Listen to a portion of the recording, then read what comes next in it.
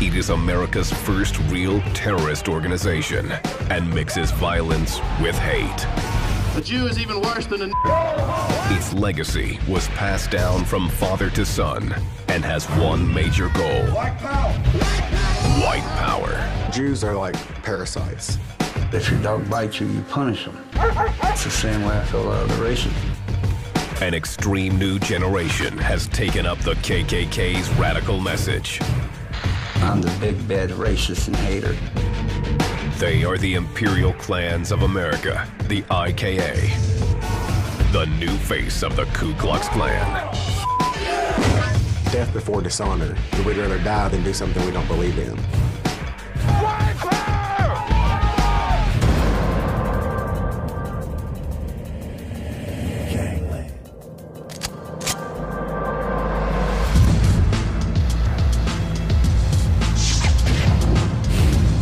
Louisville, home of the Kentucky Derby. From its luxurious mansions to the banks of the Ohio River, it's the perfect picture of Southern charm. The fighting spirit of the South is seen in every corner, where the Confederate flag symbolizes rebel pride. But a darker force lies just out of sight in the resurgence of an infamous brotherhood, the Ku Klux Klan. The Klan, of course, is the oldest terrorist group in this nation. Founded in the 1800s, the Ku Klux Klan, or KKK, exists in 39 states of the Union and has over a dozen chapters overseas. They take their name from the Greek word kuklos, meaning circle, and the Scottish word clan, meaning family. Where everybody's just a half-breed running around the country. And nobody's white, nobody's black, nobody's Mexican, everybody's half, all this. You look at the Klan, and it pretty much comes down to guttural hatred. These Klan groups tend to attract people with all kinds of problems, typically kind of brimming with anger. We don't put up with swearing. We don't put up with Jews. We sure damn ain't gonna put up with you. White power! 34 chapters now claim the Klan's mantle. One of the KKK's strongest factions is the Imperial Clans of America, or IKA, holding rank as the second largest Klan organization in the United States. Like the Klan, the IKA considers itself a Christian organization and says the Bible backs up their hateful beliefs. The Bible forbids in many places on race mixing, and Christ himself forbid it. And if we continue to do it, there won't be a right race. The Bible's not meant for the Asian or the Mexican or the mongrel or the Negro or any other race but the white race. IKA's headquarters are here, secluded in the wooded hills of Kentucky outside Louisville. Known as the Compound, it's the center of IKA activity. This is where I live. Ron Edwards is the co-founder of the IKA.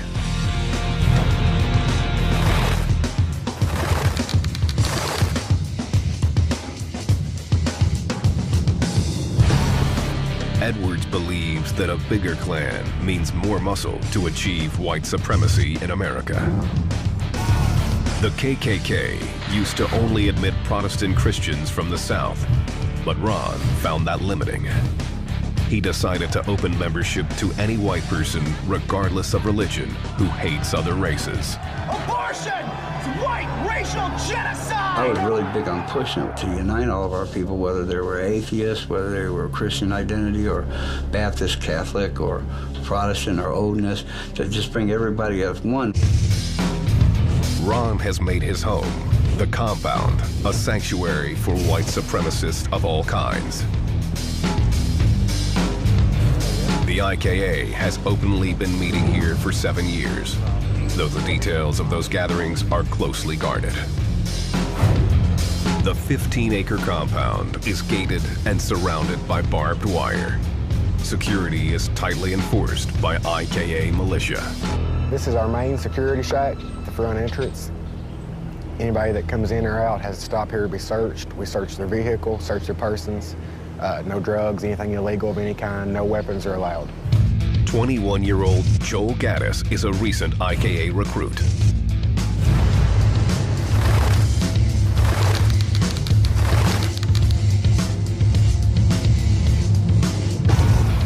Raised Methodist, Joel joined the Klan at age 19.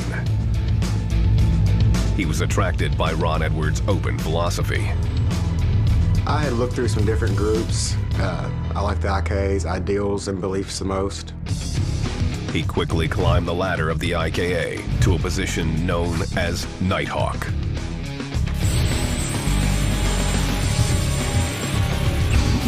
The IKA is structured as a paramilitary organization. Recruits come to the compound to receive an education in white supremacist teachings. I tell people George Washington did not cross the Delaware with a boatload of Haitians. From the onset, recruits are indoctrinated with expressions of fanatical hatred. This right here is the DO flag. Usually when we have big events, people will wipe their feet on it, spit on it, whatever they feel like doing to it before they go into the guard shack. That's basically what it's here for. Just everybody from the IKA, all the skinheads, we all hate Jews, so. But Ron Edwards and his recruits claim they aren't engaged in an active war against other races. And that the old-style lynchings and terrorism aren't their mission. We're not the Klan back in the 20s, the 40s, 60s, or 70s. The IKA has never, ever told anybody to go out there and kill somebody or hang somebody. We're not out here beating people. We're very nonviolent, but if pushed, we can be.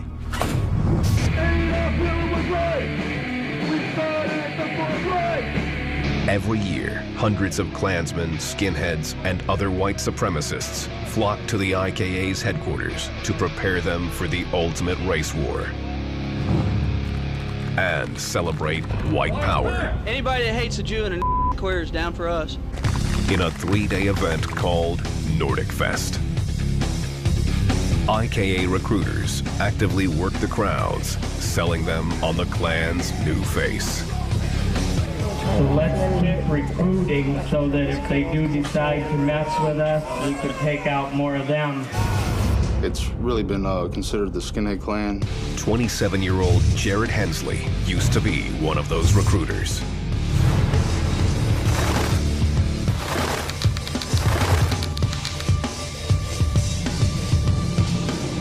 He is covered in tattoos, proclaiming his credentials as a member of the master race.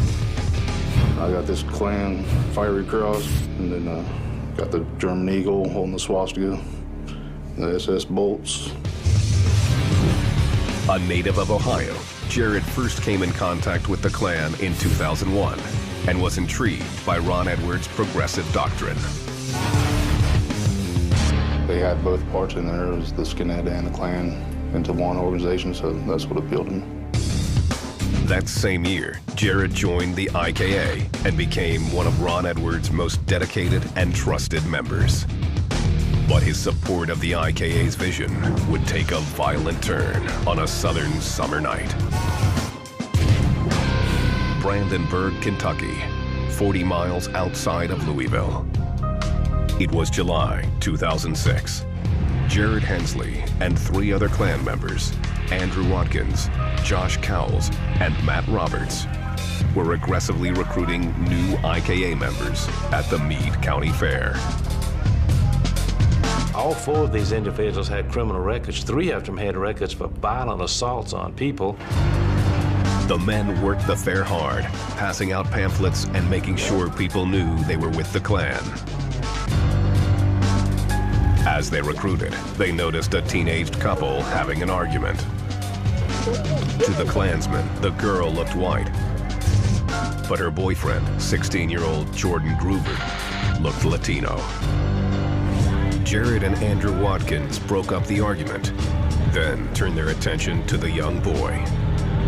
A fight pursued, happened to be a non-white, and we just got arrested. Jared refuses to reveal more about the incident on camera. But according to police reports, Jared and another IKA member knocked Groover to the ground and started beating and kicking him with steel-toed boots. It shows the brazenness of this attack. It was in public, at a county fair, that had cops everywhere. Morris Dees is the founder of the Southern Poverty Law Center, or SPLC.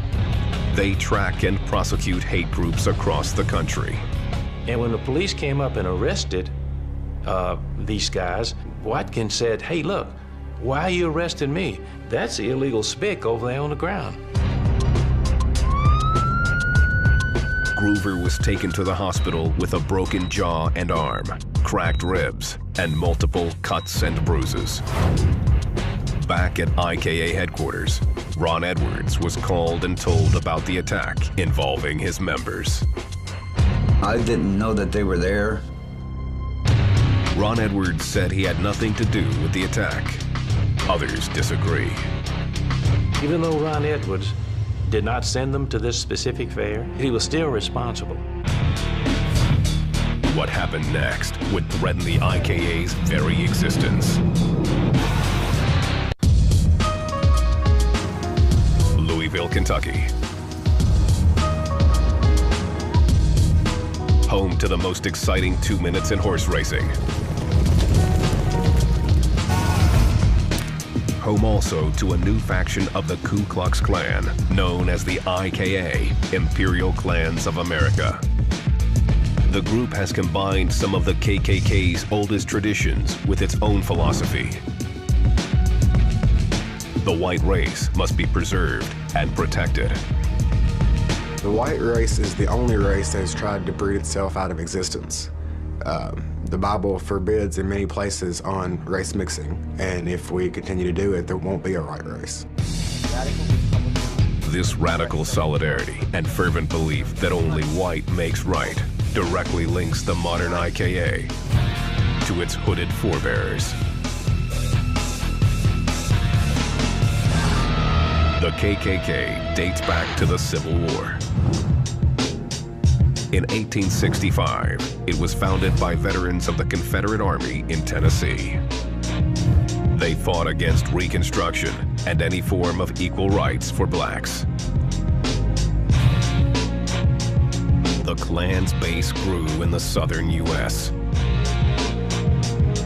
and became notorious for lynchings, arson, and assaults. The Klan was responsible for, on the one hand, rolling back radical Reconstruction and essentially making the imposition of Jim Crow laws possible. In 1871, the KKK was outlawed by Congress and went into hiding.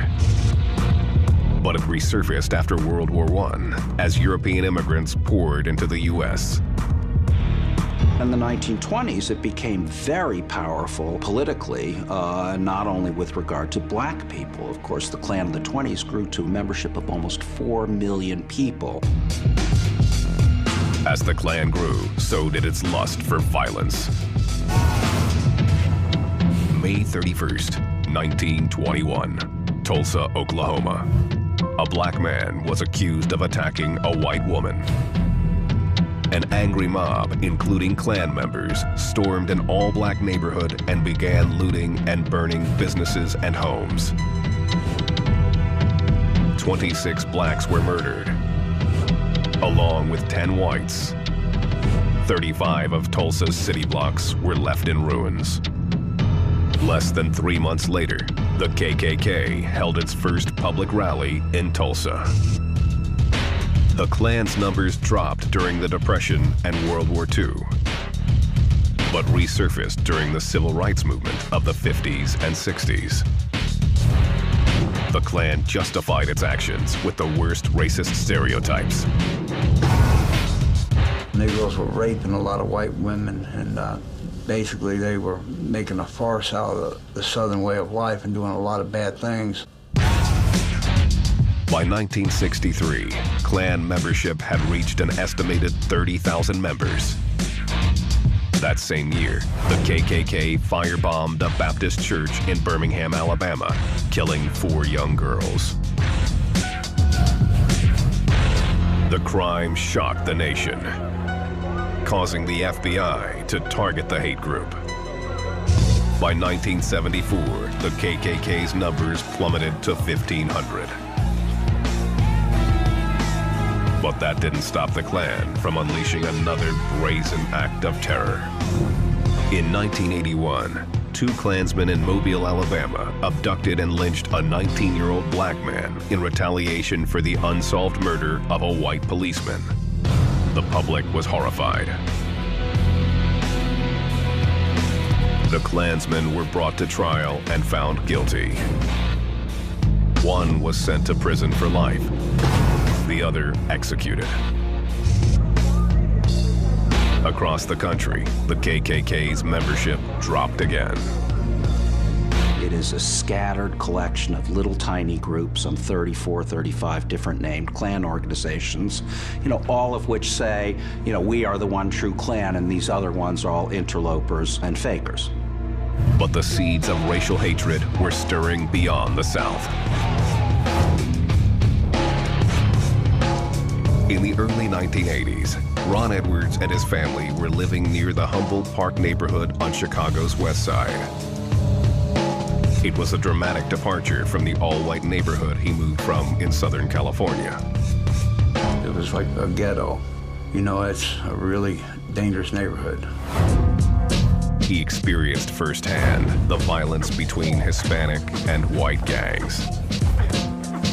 I had to fight one day, a bunch of Latin Kings all the way home, and I had never had nothing against any other races, but all of a sudden then I'm seeing that I'm constantly being attacked for being white, and that's basically what it was. At 15, he joined a neighborhood gang with white supremacist leanings.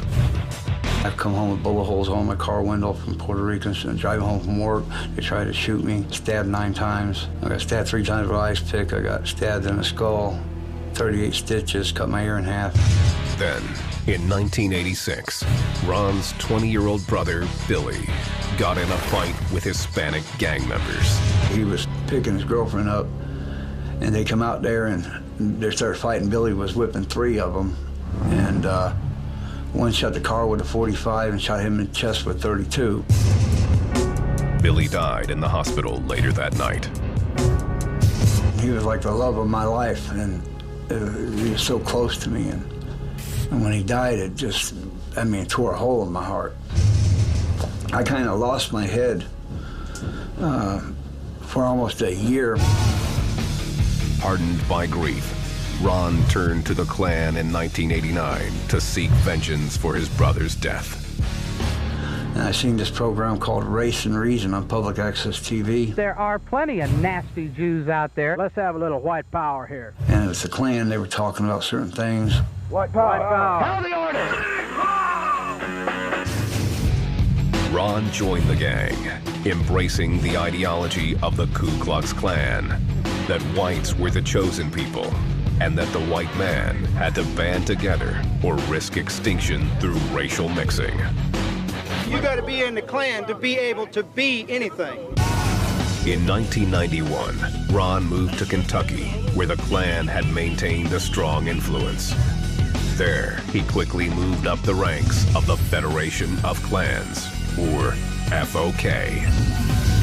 Because this country needs an enema.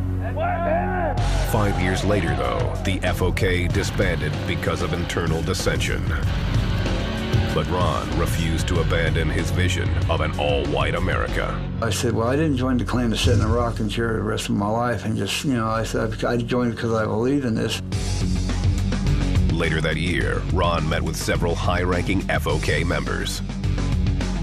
We set up a meeting in Paducah, Kentucky, and people come from, I think, 14 different states. They decided to form the IKA, a new Klan that would survive and thrive into the 21st century. Ron was voted in to lead the IKA as Imperial Wizard.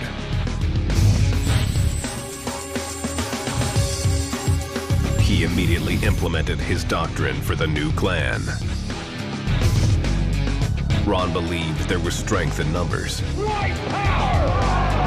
He convinced his fellow Klansmen that all white supremacists should join together under the IKA banner. I kept telling them we have to have unity, we have to have unity. We'll take neo-Nazis, conservative, Klan, whatever. It's that all whites should work together as a main goal. In September 1997, the IKA went public with a rally in Eddyville, Kentucky. But Ron had a vision to take the public face of the IKA and move it underground. If you hold a public rally, it's not doing no good, it just makes you look bad.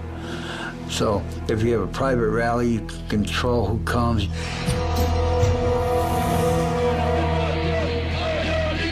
In 2000, Ron launched the first Nordic Fest, opening it only to white supremacists.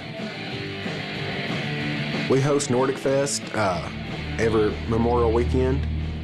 We barbecue, listen to music. We have speakers that will get up and they preach what they want to say, and Ron doesn't censor them. Isn't hate to want your wife, your girlfriend, your mother to be able to walk down the street without any fear of a savage attacking her? No! Ron issued a rule for his modern-day Klansmen: arm yourselves. And if somebody comes by and shoots at you or tries to take your life because of what you believe, you know, take care of yourself, you do it, but don't do it unless you have to. Ron's message was clear. Be prepared to defend yourself, build the strength of the white race, and stay quietly out of sight.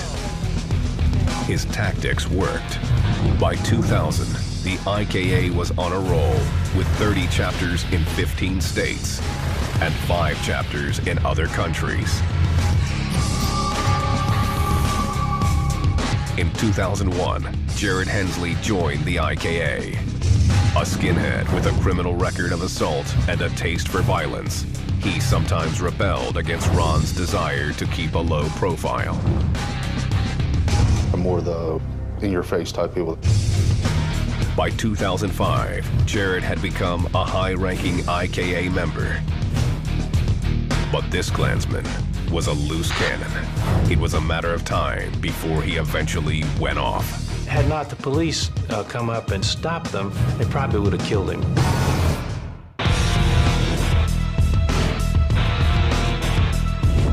The Imperial Klans of America, or IKA, the second largest Klan organization in the United States. Their heavily guarded headquarters are in the backwoods of Kentucky, outside Louisville. There, the new face of the KKK is preparing for battle against non-whites. Sooner or later, this country is going to have a civil war here.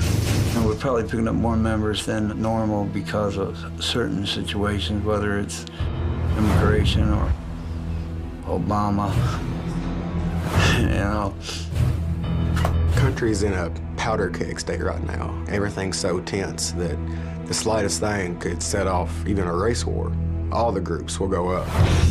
The new Klan believes its ultimate enemy is a shadow government run by a Jewish group called ZOG.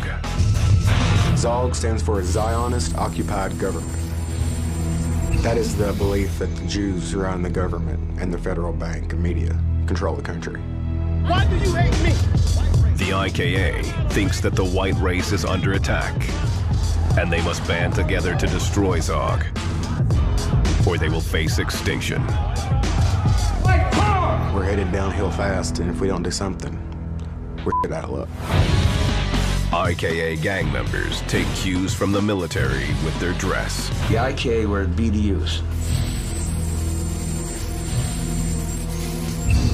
We don't wear robes like most other clans wear. I mean, we do wear a robe, but that's just for ceremonies only. Also like the military, IKA uniforms come equipped with firepower. Armed Nighthawks, or guards, are spotted all over the compound. They are an important link in the IKA's strict hierarchy. The order is defined by secret titles that date back more than a century. The chief officer of the IKA is the Imperial Wizard, Ron Edwards. He's the emperor, which would be he's in charge of wherever the IKA is, whether it's in the United States or Europe. Next in line, the Imperial Caliph, the IKA's version of the vice president. And if something happened to the Imperial Wizard, then he would step up and take it. Beneath the Caliph are Grand Dragons in charge of a realm or state. Grand Titans are the head of a district within the state. Below them are Giants, then Exalted Cyclops, who had local Claverns. It used to be churches or a cave or a courthouse or a barn where nobody knew where the Klan was meeting at the time. Secrecy has long been part of the Klan's identity, and the IKA is no exception. They have a treasurer for bookkeeping, but he keeps his records just long enough to memorize them. And they burn it right after, that's it right there, so they know, and they don't keep no records of anything. But there are ways that IKA members announce their affiliation to the world, including their ink. That's heritage and beliefs. It's not put there to solely intimidate others, but this is what we believe, and we wear it to show that we're proud of what we believe. Imperial Clans of America, 33-6. Most members have the sign 33-6 tattooed onto their body. When the state police ask me, I always tell them it's my lucky number, but it's basically a Klan code. K is the 11th letter of the alphabet. 3 11s equals 33, which equals KKK. The 6 stands for the 6th generation of the Klan, which is how the IKA identifies itself in the gang's history. Ink isn't limited to just Klan signs. White power imagery of all kinds is common. That's the executioner, and it says, Aryan Justice, Death to Zod. There I got brass knuckles and knife, the death head skull from Nazi Germany, swastika, right there, a web. Most members also mark themselves with the IKA crest. The crest contains traditional KKK imagery, which dates back more than 100 years, including the cross wheel. The cross wheel is the Christian cross formed out of 4 Ks, which stands for the Knights of the Ku Klux Klan. The red circle is the blood of white people. The white field is the Caucasian race. Underneath the shield are Roman fasces, a weapon of bundled rods. The rods represent unity. One can be broken, but together they are indestructible.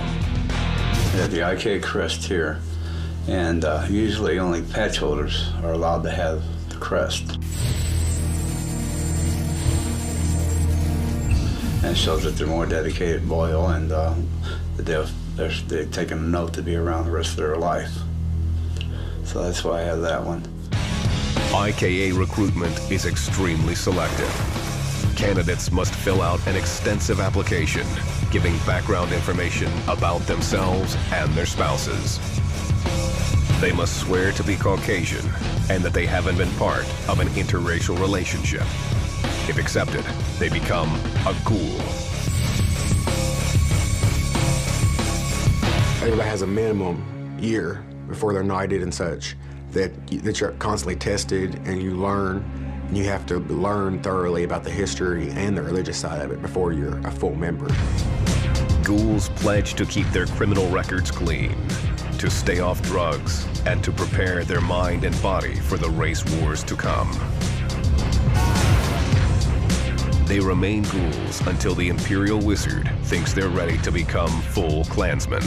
Basically, you work your way up, and the more you do and the longer you're around, the more respect you get, and you earn higher ranks. All members pay yearly dues of $40, which support the Klan's operations, including Nordic Fest.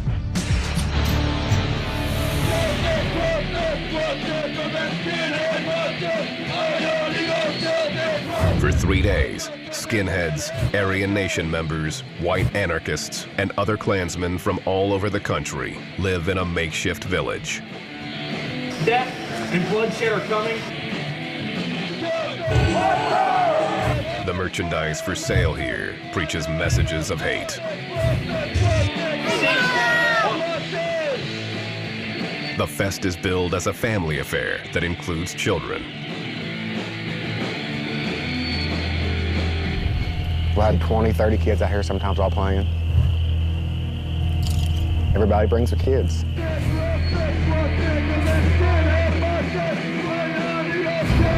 The festival culminates in a cross and swastika lighting.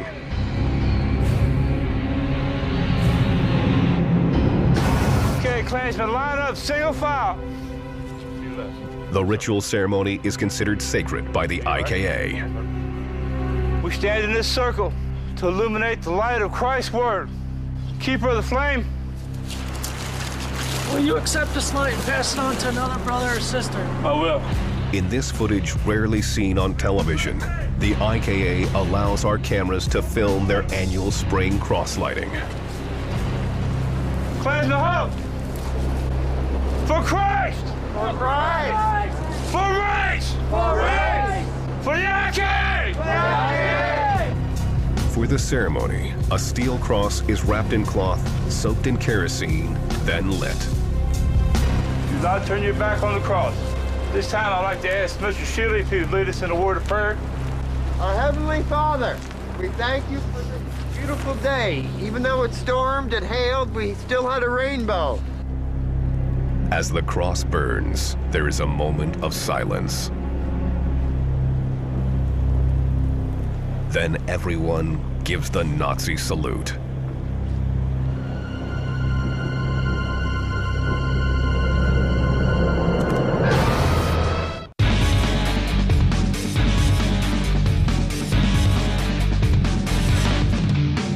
The Imperial Clans of America.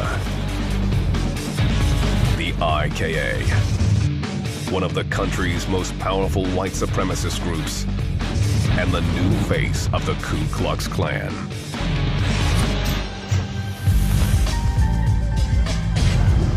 July 2006. Brandenburg, Kentucky. High-ranking IKA officer Jared Hensley and 3 other members were recruiting new Klansmen at the Meade County Fair. Once you come out of the probation period and become a patch holder, you're a leader amongst yourself. So, and even the probate members, we try to have them recruit. Jared and his fellow gang members had been drinking. Near the concession stands, they came across 16-year-old Jordan Groover. Jordan was olive-skinned and looked Latino to the IKA members. The gang claims the Native American teen was arguing with his white girlfriend. They saw him, they walked over to him, they taunted him, they threw whiskey in his face. They threw him to the ground. 2 of them kicked him in the head, busted his jaw, cracked some ribs, and had not the police come up and stopped them, they probably would have killed him. Jared and his accomplice were arrested for the crime on the spot. They both pled guilty to assault and were sentenced to 3 years in prison. For Jared, prison was a shock. You're told what to do, when to do it, how to do it, when to wake up, when you can eat, what to eat. Jared ended up serving only 2 years. But the Southern Poverty Law Center, or SPLC, which tracks hate groups, wasn't about to let the story end there. The Jordan Groover case is alarming because it shows the violence that these groups are directing towards minorities. It also is alarming because it shows the effect of infusing and joining in skinheads, violent skinheads, steel-toed, street-hardened skinheads who are used to violence with traditional Klan groups. The SPLC wanted to cripple the IKA by attacking the head of the organization, Ron Edwards. Well, what is particularly worrying about the IKA is they really threw open their doors to all kinds of people right across the radical right. And in particular, they've really kind of thrown out the welcome mat for neo-Nazi skinheads. Now, skinheads tend to be a particularly violent bunch of people.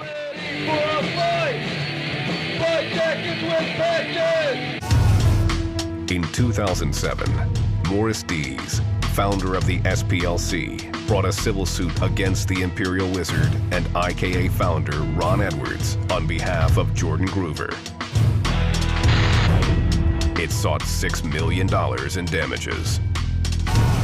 The SPLC claimed that the IKA had instigated the attack by taking in young men with violent records, poorly training them, and then encouraging them to do violence.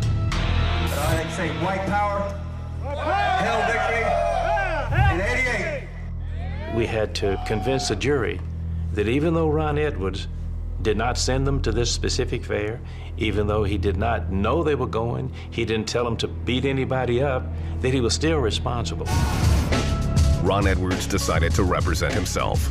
I wish I was a lawyer just like him to dramatize everything so well. Edwards had money for a lawyer, but says he couldn't find one who would represent him. If you can't produce his evidence, you can't say it in an opening statement. And I've tried a lot of lawyers. I even laid $10,000 that I borrowed on a lawyer's desk to even try to retain him, and he told me that he would not represent the Klan. Ron maintained that he was not responsible. He felt that he would not be held liable because he was naive enough to think that because he didn't know they were going to be there, that he wasn't liable. I did not even know they were there. As the trial progressed, Ron's inexperienced self-defense weakened. The IK should be held responsible for what? Object, Your Honor. Okay. I object, Your Honor. Sustained. The SPLC's key witness was 48-year-old Cale Kelly, who insisted he had been a member of the IKA and that the group promoted violence. Ron Edwards tried to challenge his account, but kept breaking the rules of the court. Ron, I was a member of your unit. No, you weren't. You never was a member. Mr. Edwards, you can't argue. You can ask him questions. Okay, I object. Okay. You can't object. Okay. You can ask him questions, and you have to take his answer. I was going to, when they tried me, just sit there and not say nothing. Just sit there at the bench and not say a word. The judge called me up. I said, "I'm sorry, Your Honor, I don't know how to do any of this." Mr. Edwards, when you ask a question, yes, he answers it. Yes. But you don't comment on the answer. Okay, we have an understanding there? But I didn't. I just didn't know. I'm not a lawyer. I have no further questions. He's fine. The trial lasted 3 days. If these men assaulted a white man, would this case be heard today in this courtroom? I thank you. The jury deliberated for 7 hours. Jury's come back in. Then returned its verdict. Is this the verdict that's just been handed to me? In favor of the SPLC. Ron Edwards' inducement or encouragement was a substantial factor in causing injuries and damages to Jordan Groover. The answer is yes. Ron Edwards was ordered to pay $1.3 million in damages to Jordan Groover. I'm in a politically incorrect organization that is not popular for our beliefs. You know, let them crucify me because I'm the big, bad racist and hater. This is Morris Dees' way to try to break down the IKA. Between him and I, we hate each other. The IKA was dealt a near fatal blow, but not for long. Like their ancestors before, they would rise from the ashes, ready to do battle. Morris Dees! Morris Dees! The IKA will live on! The IKA will live on!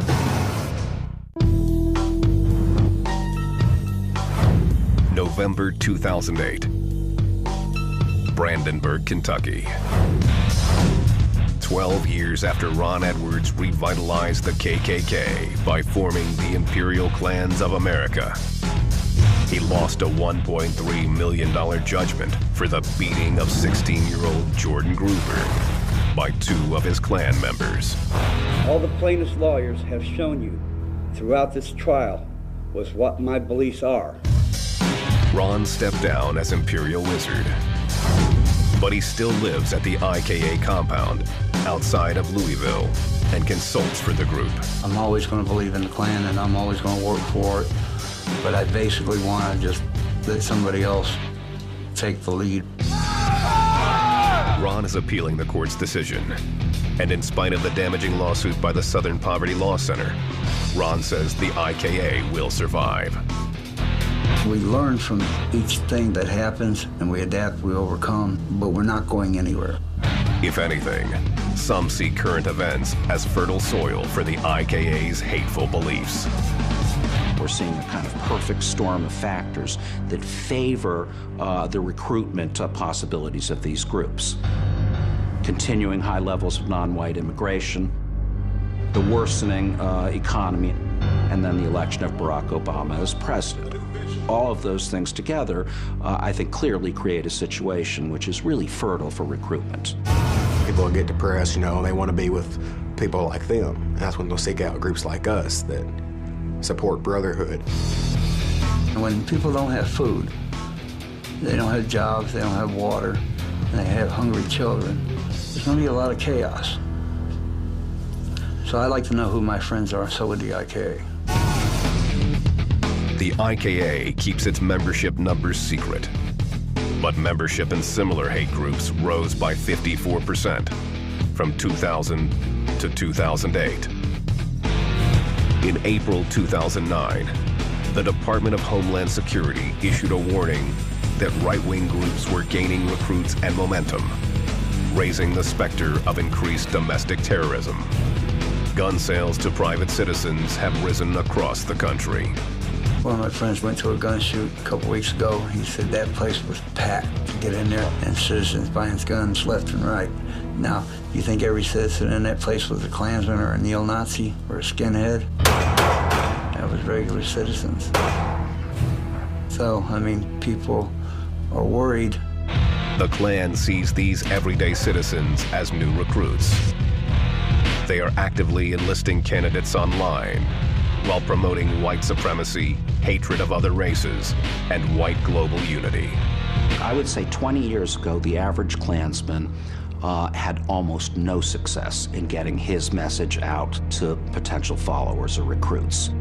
That has changed in a fairly dramatic way, largely because of the internet. We can go worldwide. We've got chapters in different countries on different continents that we can communicate with in just a matter of seconds. Joel Gaddis considers himself a member for life and sees nothing but growth for the Klan. Everybody's really starting to look now and to pay attention. So now is a really good time to start trying to talk to people. After serving 2 years for the assault on Jordan Groover, Jared Hensley was kicked out of the gang, in keeping with its bylaws. I was locked up, put in prison. That's part of the constitution of them, is to kick out all the members that get in any trouble or anything. In 2009, he joined a new skinhead group called the SWA, or Supreme White Alliance. The SWA has over 300 registered members. He sees his group as more aggressive than the IKA, but says their vision of the future is the same. A world where white people live on their own. Nice white families living on land, you know, tilling your own land and getting your own farms together, plowing your own land, you know, slaying your own food, you know, without a crime, without you know, any worries in life. It's a white power utopia the IKA says will exist, one way or another. Sooner or later, this country's going to have a civil war. Everybody's just a half-breed running around the country. We can take our country back. If they're going to be so ignorant as to run away and you'd be scared of us, then If we got sued and didn't have a penny, the IKA is always somebody to step in somebody else's shoes. Keep the fight going. We'll be back, IKA.